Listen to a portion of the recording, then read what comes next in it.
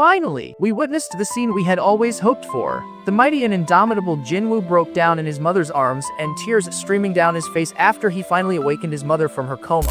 Jinwoo is completely wiped out after finishing his job change quest and is just chilling in bed when his sister Gina calls. She reminds him about her parent-teacher meeting, and even though he's exhausted, he agrees to go. When he shows up at the school and is in for a shock, Gon is the plain, unassuming Jinwoo instead. He's rocking a sleek new bob cut and some seriously stylish clothes. Gina's jaw drops and she teases him, asking what happened to her normal older brother. As they walk through the halls, Jinwoo turns heads, with some of Gina's classmates clearly mesmerized by his new look. Gina, grinning, jokes that she could help him find someone to hook up with. Jinwoo, unfazed, just pinch her cheek and calmly shuts down the idea. At the meeting, Gina's teacher praises her achievements but then brings up a serious topic. What if Gina awakens as a hunter? The teacher asks Jinwoo for his thoughts and he doesn't hesitate. He firmly says he'd never let Gina become a hunter, even if she awakened, because it's too dangerous. The conversation shifts to Jinao's friend, Song-yi, whose future as a hunter is also a concern. The teacher asks Jinwoo for advice, sensing he knows more about the hunter world than he lets on. Later, Jinwoo meets Song-yi, the E-rank hunter that he and Jinwoo recruited earlier, who happens to be one of Gina's classmates.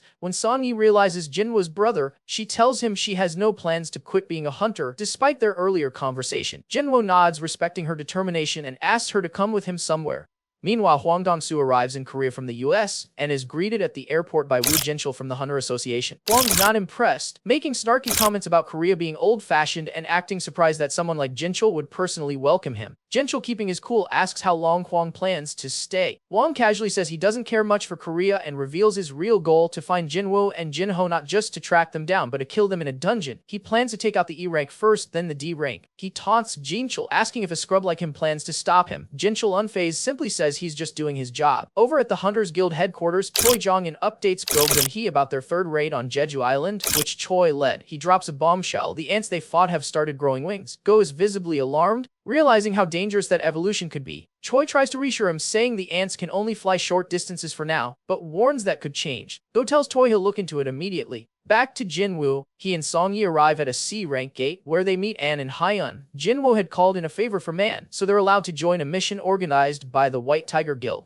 The mission is meant to help new hunters practice, and Jinwoo belonged to show her how tough hunter life can be. They're introduced to Kim Cole, an A-rank tanker from the White Tiger Guild, who is immediately annoyed by the presence of two E-rank hunters. He thinks they'll just slow the team down. But things take a dark turn when Jinwoo notices the gate starting to transform into a red gate. He grabs Song-yi's hand and tries to escape, but the gate seals shut before they can get out. Jinwoo shouts to An and the others outside, telling them to alert the primary raid team immediately. An contacts Baek Yoonho, the White Tiger Guild master, who's shocked to hear a C-rank gate has turned red. Baek promises to come right away. Inside the red gate, the team finds themselves in a completely different world, a snowy forested landscape that's eerily quiet. Kim Chul explains the situation. They're trapped in a red gate, which is far more dangerous than a regular gate. They'll have to defeat the dungeon boss to escape. Song-yi, confused, asks Jinwoo what a red gate is, and he explains it cuts off all contact with the outside world and forces hunters to clear the dungeon to survive. As Jinwoo was explaining, two ice arrows shoot out from the forest. One kills a C-rank hunter instantly, while the other Jinwoo catches it midair, saving Song-yi's life.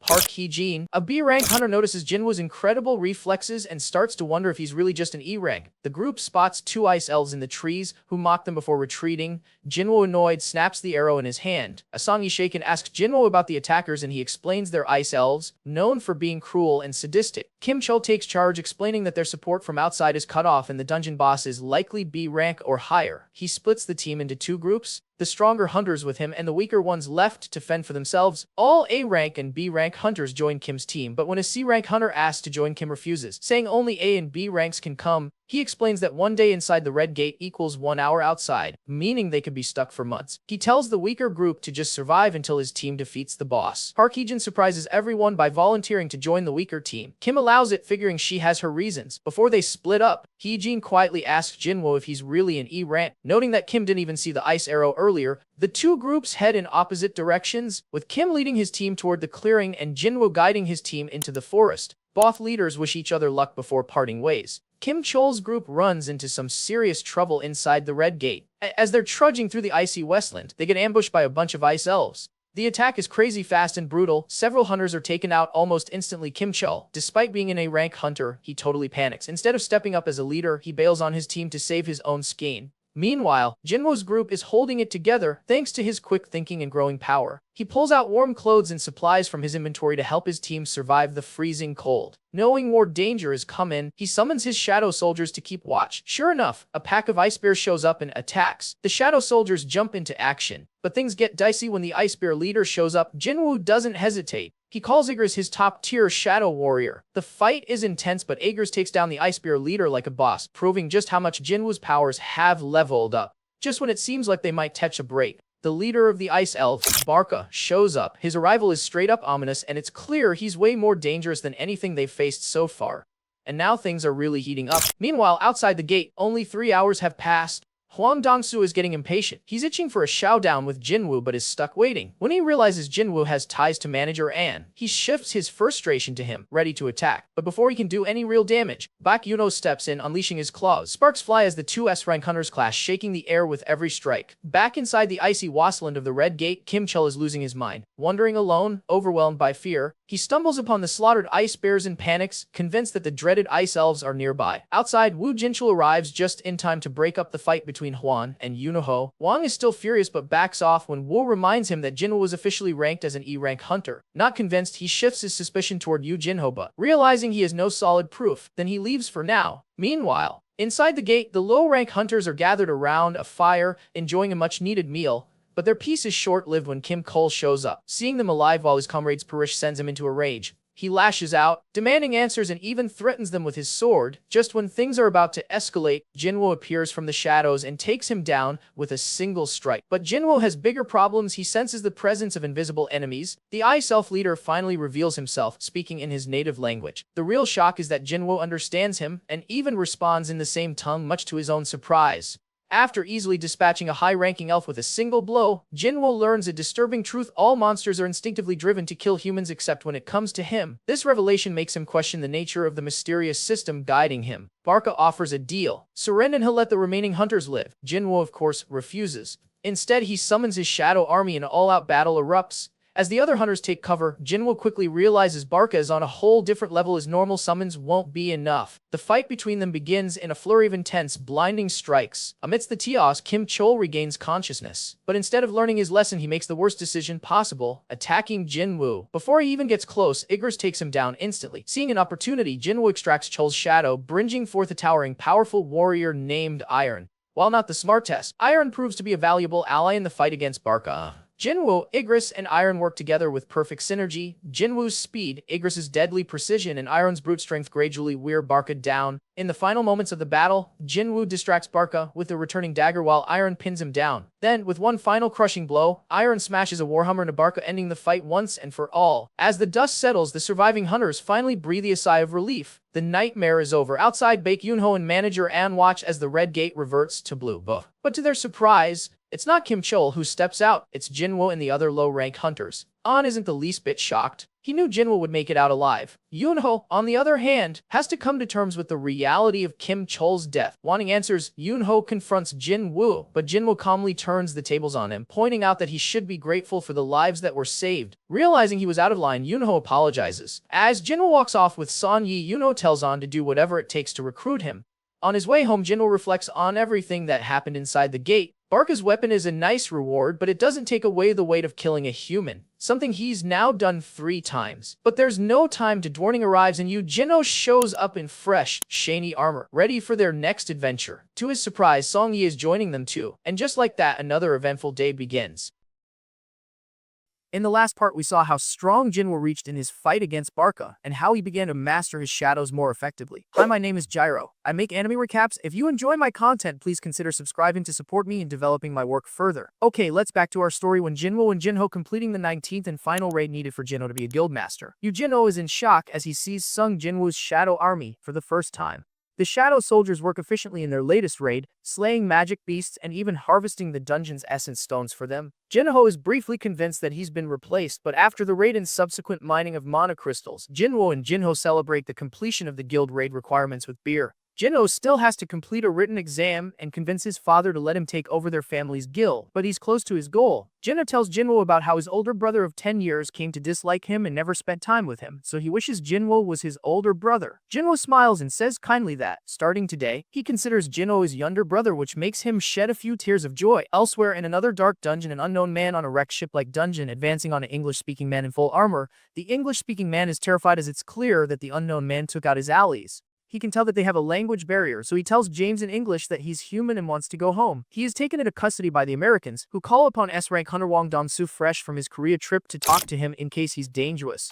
The strange man claims to have been trapped in a gate over 10 years ago, emerging from a gate that appeared in the United States. Since he emerged from a gate, there's no way of knowing if he's some kind of human-shaped monster. When Hwang Dong-soo arrives, he comes with his characteristic arrogance and the strange man's cryptic musings about how little humanity actually knows about the gates. The dungeons and the magical energy that now permeates the world only make him bolder. This man is revealed to be none other than Sung Il-won, the father of Sung Jinwoo and Jina, who went missing around 10 years. Il-won claims that his goal is to prevent a disaster from happening, one that not even all the hunters in the world would be able to thwart. Dong-soo rids Il-won's file and learns that he's Jinwoo's father, unleashing a murderous aura as he tells the talking magic beast that he should meet Jinwoo, of whom he believes is already dead in hell. Jinwoo gets ready to leave for a week-long trip to the Demon King's castle. His sister, Jina, comments that he's been busy lately. Jinwoo has the elixir of life on his mind and wants to gather its required ingredients to cure his mother from her strange illness. Entering the castle, Jinwoo is shocked when the system assigns him a quest to kill 10,000 magic beasts. Determined to save his mom, he accepts. As Jinwoo clears the castle's floors, he gains levels while progressing up the tower. He summons a shadow ice bear and names it Tank to help speed up travel. Reaching the 50th floor, Jinwoo confronts avaricious Vulcan, a gigantic orc demon who is faster than he looks and severely outmatches Jinwoo in terms of strength. The battle against Vulcan is short but really exciting for how dynamic the animation is in this scene. Jinwoo's confidence has grown, and the way he deals with Vulcan's immense speed and strength shows how used to dangerous situations he has become. His dramatic finisher on Vulcan earns him several new pieces of gear and various rare items. When Jinwoo's army advances onto the next boss, Metis, Guide of Souls territory, he drops a solid Vegeta reference when he asks if the undead can experience fear. After putting in a solid shift, Jinwoo only has one more ingredient to hunt down before he can make the holy water. Jinwoo eventually runs out of time and supplies on the 75th floor. The journey proves valuable, with significant level gains, another secret dungeon key, and 2 of the 3 components for the elixir of life now in his possession. Opting to head back home for now, not knowing just how much commotion awaits. When we cut back to Il-won and Dong-soo, we're met with the scene of firefighters rushing to douse the blazing fires around what used to be the building where Il-won was being held, with the Dong-soo sprawled in the wreckage.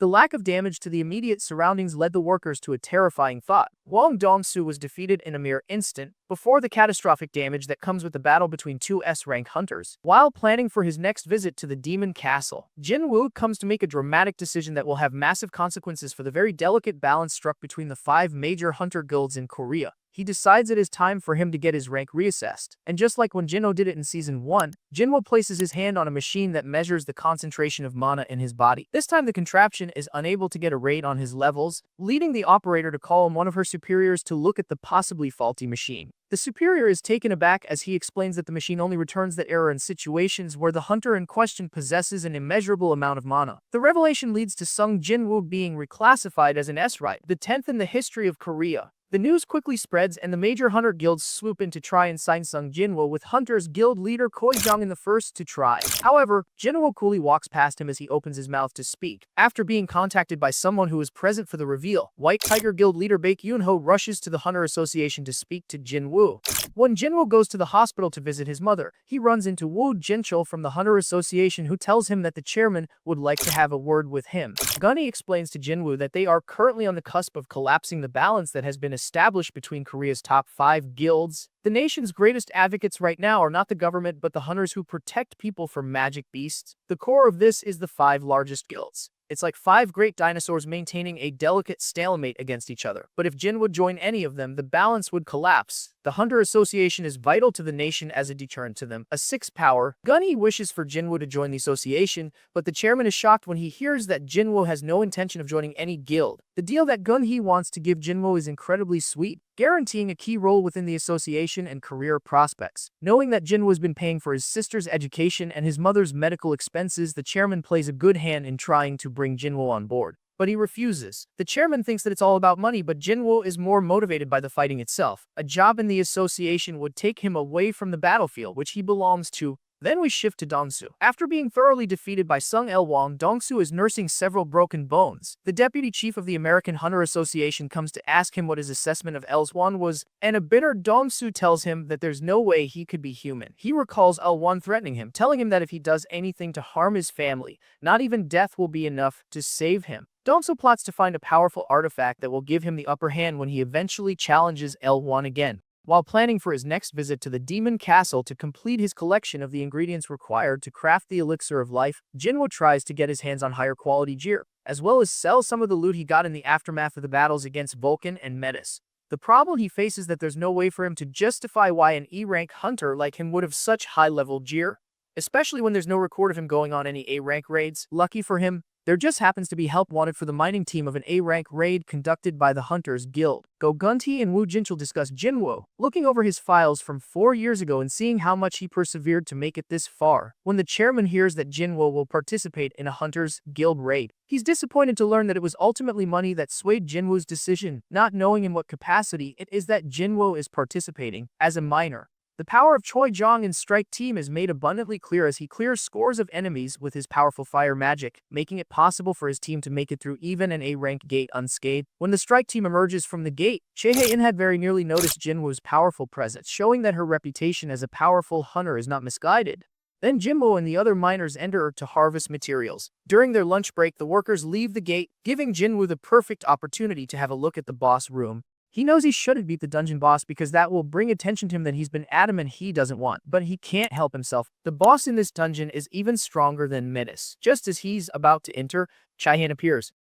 As Chae-hin catches Jinwoo standing in front of the Dungeon King's gate, she immediately questions his presence there. Realizing his recklessness, Jinwoo awkwardly responded he got lost and ended up in this place. He knows now that the rumors about her were not exaggerated. She was so stealthy that he hadn't even noticed her presence until she spoke. Chae Hae-in is startled when the weapon in Jinwoo's hand suddenly vanishes, when he walks past her, ready to leave. In a cinematic moment, Chae Hae-in experiences a strange sensation. She stops him, leans in, and takes a whiff of his scent. To her surprise, he doesn't carry the usual full odor of other hunters. Instead, he smells pleasant. Suspicious, she asks if he is truly a hunter, confirming that he is ranked as an E rank. She then steps back and warns him to be careful on his way out, as this dungeon is extremely dangerous. Jinwoo returns to the mana excavation team, where his colleagues envy his encounter with Chae. One of them mentions that she dislikes the smell of other hunters and always covers her nose with a handkerchief. This makes Jinwoo question why she found his scent different. Could it be because he is a player? After completing the excavation, Jinwoo receives his payment. The team manager thanks him for his hard work, noting that his efforts significantly sped up their progress.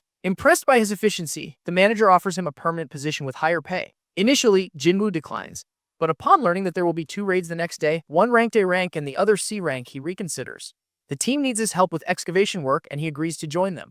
Meanwhile, Chae Hae-in hires someone to gather information on Jinwoo. However, the investigator reports that no data is available on him and the Hunters Association is keeping his file confidential. This is highly unusual, considering Jinwoo is not a high-ranking hunter. Lying on her bed, Chae Hae-in ponders Jinwoo's odd behavior inside the dungeon and wonders why the association is hiding information about him. She has met countless hunters before, yet he is the only one who has ever smelled pleasant. The following day, Jinwoo arrives at the dungeon site and is taken aback by the warm welcome from the excavation team. The moment reminds him of the past, flashing back to a similar scene from the first season, evoking a sense of nostalgia.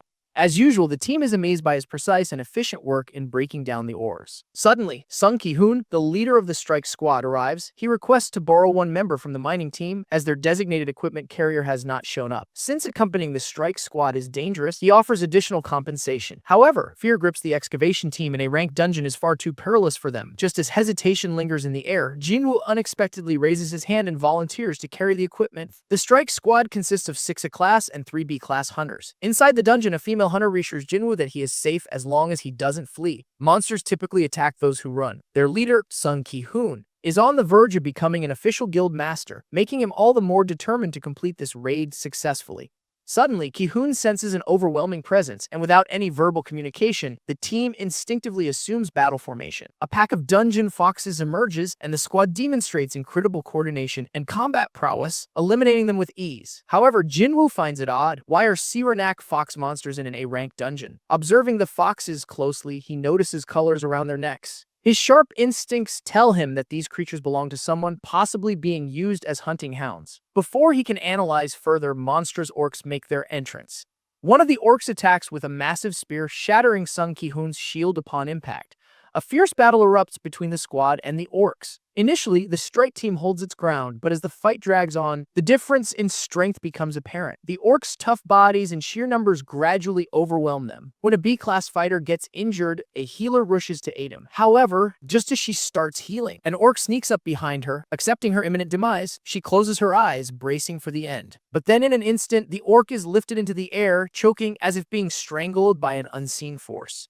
It's Jinwoo. He dispatches the orc effortlessly in a blink. Without drawing attention, Jinwoo subtly assists the strike team by weakening enemies, ensuring they remain unaware of his interventions. After the battle, some members of the squad noticed an unusual shift in the orcs' movements. Their attacks had suddenly slowed at times, as if something had been interfering with them. One observant member realizes that Jinwoo was the one responsible. She caught a glimpse of him using stealth magic. Instead of exposing him, she decides to keep it to herself, understanding that he had helped them for a reason. After careful consideration, Ki-hoon decides that it is best to retreat temporarily. They need more healers and at least 3 additional magic users to proceed safely. However, as they reach the dungeon gate, they are met an alarming sight. A powerful barrier prevents their exit. Those who attempt to break the barrier are struck with an ominous force, filling them with sheer terror. As they turn around, their worst fears are realized. A massive army of orcs awaits them in the darkness. Ki-hoon quickly understands that if they fight now, they will all perish. Suddenly, one of the orcs steps forward, possessed by a powerful presence. Speaking through the orc's body, a deep and commanding voice echoes through the dungeon. The figure introduces himself as Kargalgan and states that he wishes to meet them. When Ki-hoon asks if he is the one responsible for sealing the dungeon, Kargalgan confirms it. Ki-hoon then asks if there is anyone stronger than him within the dungeon. Enraged by the question, Kargalgan gives them 2 grim choices: die at the hands of his soldiers now or enter his domain. With no viable option, Sung Ki-hoon chooses the latter. He secretly instructs Jinwoo that when the battle begins, he must escape and alert the main strike team outside for reinforcement. The team's healer, sensing impending doom, hands Jinwoo a final request: to deliver her last words to her family. She pleads with him to survive. As despair spreads among the team, Jinwoo is reminded of the nightmare of the Double Dungeon Massacre.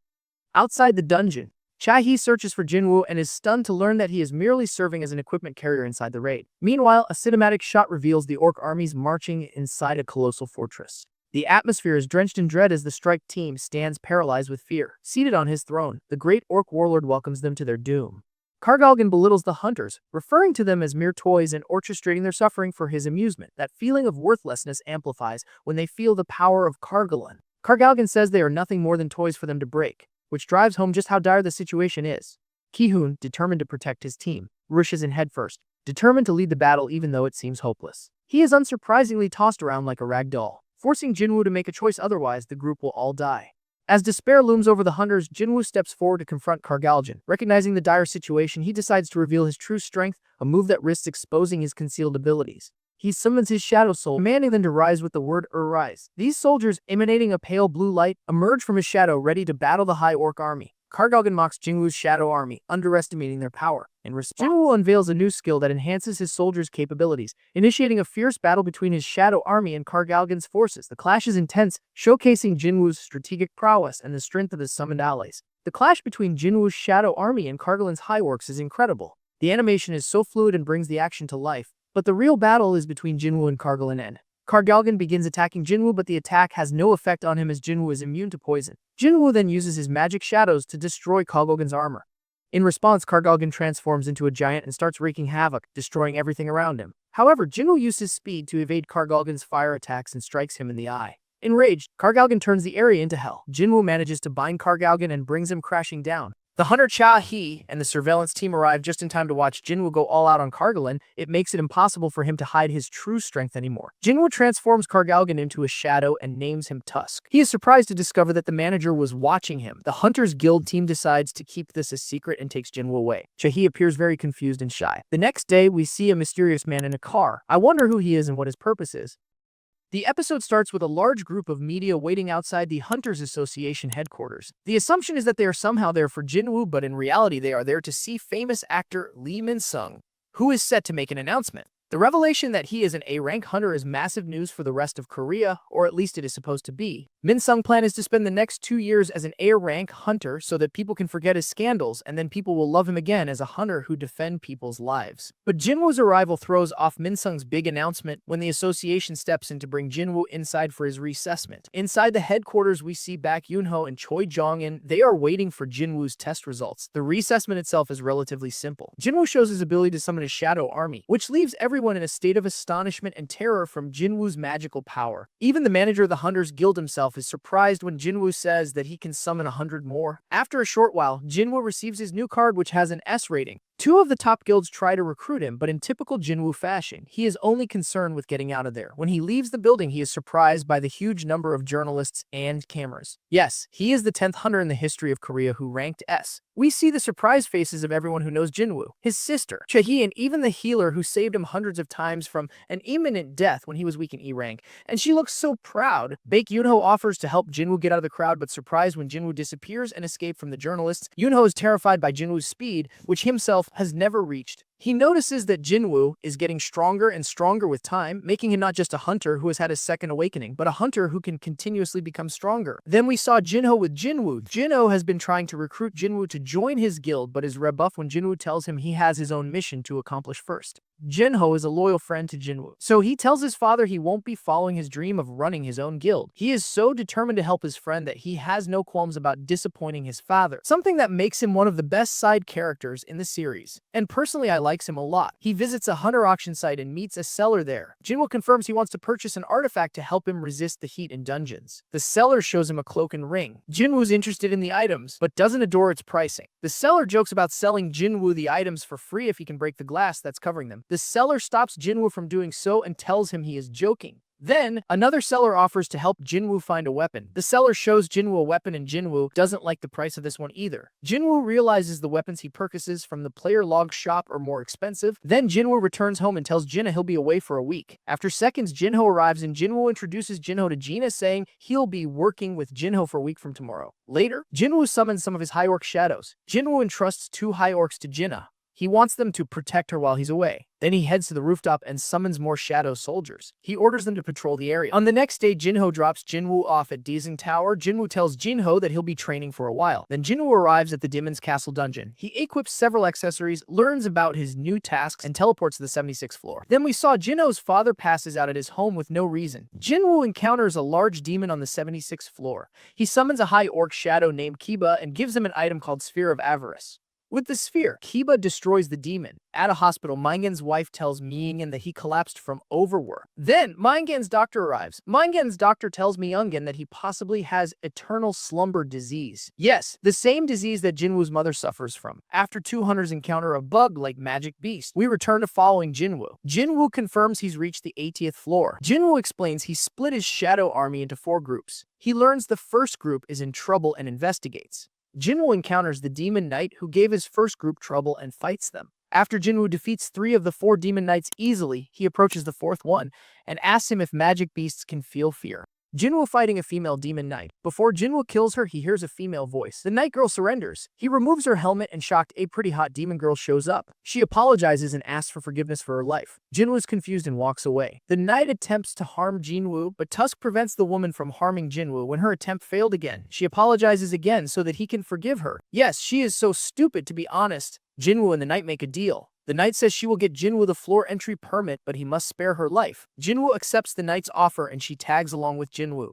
The knight introduces herself as Easel, the eldest daughter of the Radiru family. Jinwoo asks her if there is a voice in her head always telling her to kill people. Easel tells Jinwoo that the voice in her head tells her to protect their space. Easel reveals she and the other knights were in the demon realm before. She says she and the other knights found themselves in this area after they came to their senses. Easel states that she and the others were preparing for a war with a formidable adversary, but suddenly she feels dizzy and feigns exhaustion. It seems that there are mysterious forces affecting her and preventing her from speaking. Meanwhile, Woo discusses a recent event with several Hunter Association officials, including Go. The meeting highlights an island fiasco involving giant magic beast insects who killed the people and several hunters, and many citizens died. Number of civilian casualties was 294. Go tells Woo to warn neighboring islands about it. Then, Go kickstarts the 4th Jeju Island raid mission with the help of Japan because they are also threatened to the same degree. Jinwoo, Tusk, and Easel arrive at the Rodiru family's castle. Jinwoo receives a permit from Easel's father and permission to have Easel accompany him as a guide, and he promises to keep her safe. He needs Easel to pinpoint the location of each floor's permits. Eventually, Jinwoo, Easel, and the others complete the 89th floor. Jinwoo successfully obtains several permits, and Igris and Tank leveled up. Their level has really improved a lot, and they have become like S and A rank hunters. Then we see Choi and Hei and discuss the 4th Jeju Island raid mission, and all rank hunters will be called in due to the seriousness of the mission. On the 100th floor, Jinwoo and Easel notice the place is completely empty, but suddenly a giant dragon swoops down from the sky, attacking them. Jinwoo skillfully dodges the attack, and that's when we see the one riding the dragon. It's Baran, and his aura is absolutely terrifying. Baran summons a massive army of demons through huge gates, but Jinwoo isn't phased. He calls upon his shadow army, and just like always, an epic battle breaks out. Jinwoo's shadows vs Baran's demons. But there's a problem. Baran steps in and unleashes a devastating lightning attack, covering the entire battlefield in thunder and wiping out many of Jinwoo's shadows. At the last second, just before Easel gets hit, Jinwoo rushes in and saves her with incredible speed and skill. Without wasting a moment, he charges forward, aiming to cut off the dragon's wings, but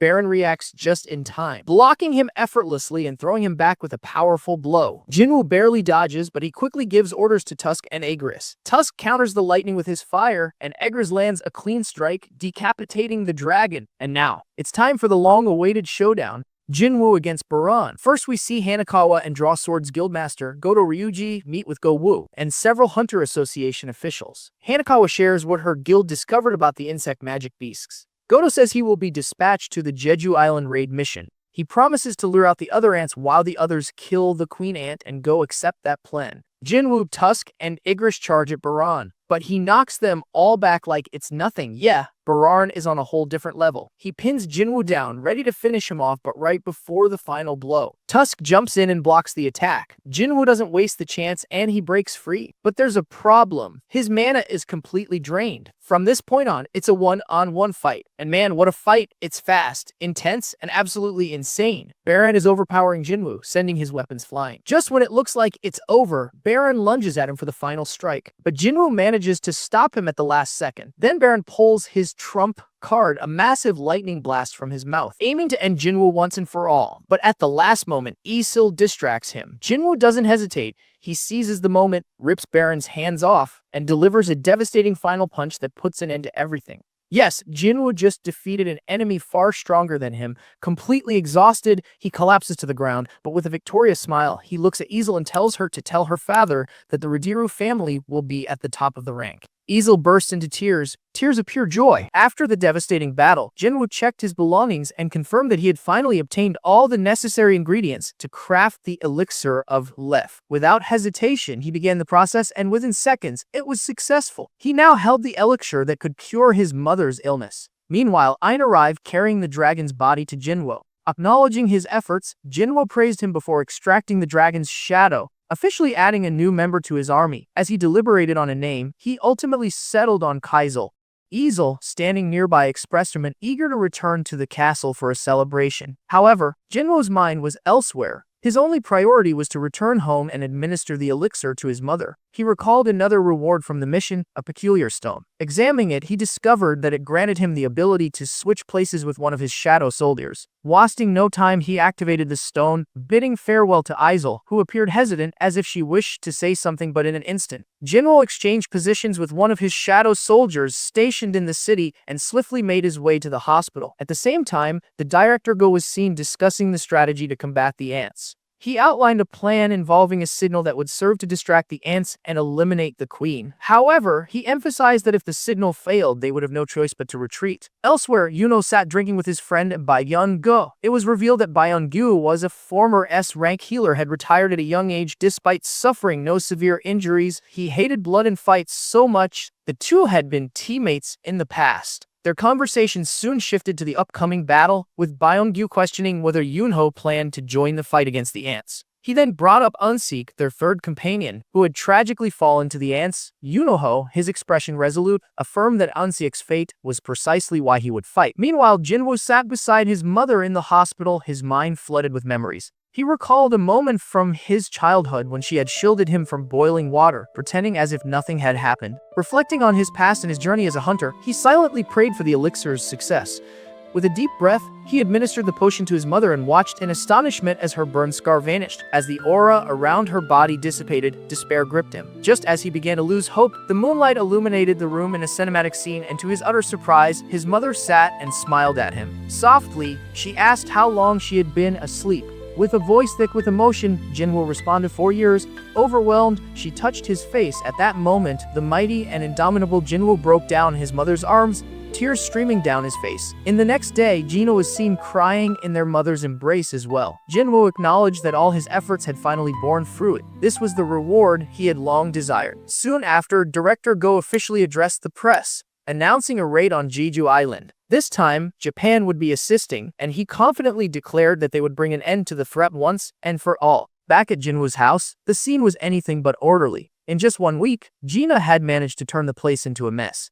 The family, now reunited, took the time to clean together, creating a warm and nostalgic atmosphere that had long been absent from their lives. However, despite the joyful moment, Jinwoo remained unsettled. Meanwhile, President Go discussed Jinchul about Thomas Anger, an S-rank hunter from America whose strength was said to rival an entire army. It was revealed that Ander had arrived in Korea, though the reason for his visit remained unknown. Later, Jinwoo met with Go, who elaborated on the plan and expressed his desire to assist in eliminating the ants. Before their conversation could continue, Jinwoo suddenly sensed an overwhelming aura. Go explained that the S-rank fighters were currently training together. The scene shifted to a duel between Yunho and another powerful fighter. Despite his strength, Yunho was swiftly defeated. It was soon revealed that his opponent was an S-rank hunter from the famed guild. However, Yunho had been holding back, aware that unleashing his full power would transform him into a monster. Nearby, Chahi observed Jinwoo in silence. Soon, the long-awaited guests arrived, the Japanese hunters led by their president, Goto Ryuji. Upon sensing Jinwoo's presence, Goto briefly acknowledged his immense aura before choosing to disregard it. However, tensions quickly rose as the Japanese hunters underestimated their Korean counterparts, injuring Park Junsu, the head of the Knights Guild. In response, Goto proposed a friendly competition between the S-rank hunters. The rules were simple. Only combat fighters would participate, and a contestant would lose if their wrist was grabbed or if they were tagged on the back. Rather than one-on-one matches, the battles would be a free-for-all. With both sides prepared, an intense clash was about to begin.